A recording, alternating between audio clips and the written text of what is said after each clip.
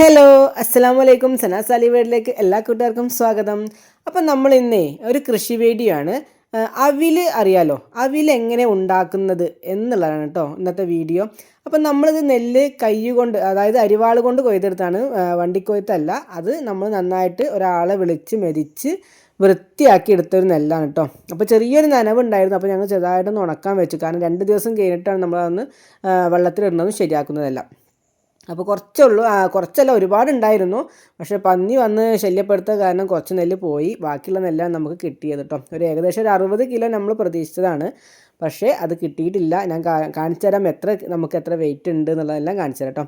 അത് നമ്മൾ തലേന്ന് രാത്രിക്ക് തന്നെ ഇതുപോലെ വെള്ളത്തിലിട്ട് വെക്കണം. വെള്ളത്തിലിട്ട് വെച്ചാൽ മാത്രം മതി, ഒന്ന് കുതിരണം കേട്ടോ. അപ്പോൾ അതിന് വേണ്ടിയിട്ടാണ് നമ്മൾ തലേ ദിവസം രാത്രിക്ക് ഇത് വെള്ളത്തിലിട്ട് വെക്കുന്നത്. നമ്മൾ സാധാരണ അരി കുതിർത്താൻ വെക്കില്ലേ, അതേപോലെ തന്നെയാണ് അവിലിടിക്കാൻ വേണ്ടിയിട്ട് നമ്മൾ നെല്ല് കുതിർത്തി വെക്കണം.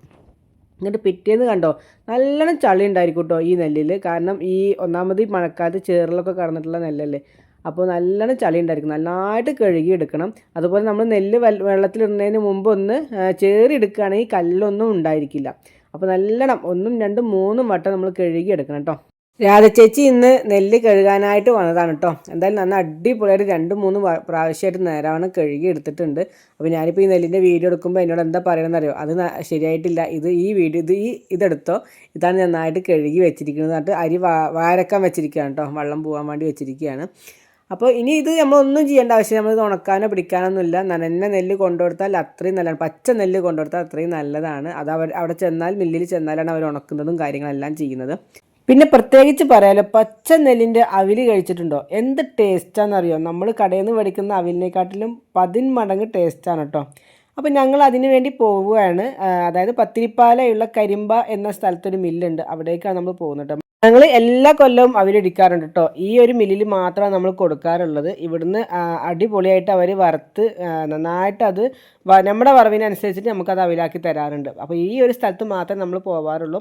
അവിടെ ബാക്കിയുള്ള എല്ലാം പൊടിക്കുന്നുണ്ട്, അരി, മഞ്ഞൾ, മല്ലി എല്ലാം പൊടിക്കുന്നുണ്ട്. പക്ഷേ ഇതിനായിട്ട് മാത്രം വേറൊരു ഏരിയയാണ് കേട്ടോ ഈ അവിലിടിക്കാനായിട്ട്. ഒരുപാട് മെഷീനറികളുണ്ട് അവിടെ. പക്ഷേ ഞങ്ങൾ അവിൽ മാത്രമാണ് കൊണ്ടുപോകാറുള്ളത്. ഇതാണ്ടോ, 60 കിലോ പ്രതീക്ഷിച്ചെടുത്ത് 27 കിലോ നെല്ലാണ് ഞങ്ങൾ കൊണ്ടുവന്നിരിക്കുന്നത്. ഇനി ഇവിടുന്ന് എത്രമാത്രം ഈ 27 കിലോന് എത്രമാത്രം അവിൽ കിട്ടുന്നുള്ളത് കൂടി ഞാൻ നിങ്ങൾക്ക് ലാസ്റ്റ് കാണിച്ചു തരുന്നുണ്ട്. അപ്പോൾ അവിലുണ്ടാക്കുന്ന വീഡിയോ കാണാൻ വേണ്ടി എൻ്റെ ചാനലൊന്ന് സബ്സ്ക്രൈബ് ചെയ്യുക, ലൈക്ക് ചെയ്യുക, കമൻറ്റ് ചെയ്യുക. അടുത്ത വീഡിയോയ്ക്ക് വേണ്ടി കാത്തിരിക്കുക കേട്ടോ. അടുത്ത വീഡിയോ പെട്ടെന്ന് തന്നെ വരുന്നതാണ്, എങ്ങനെ നമുക്ക് അവിലുണ്ടാക്കാം എന്നുള്ളത്. ഓക്കേ.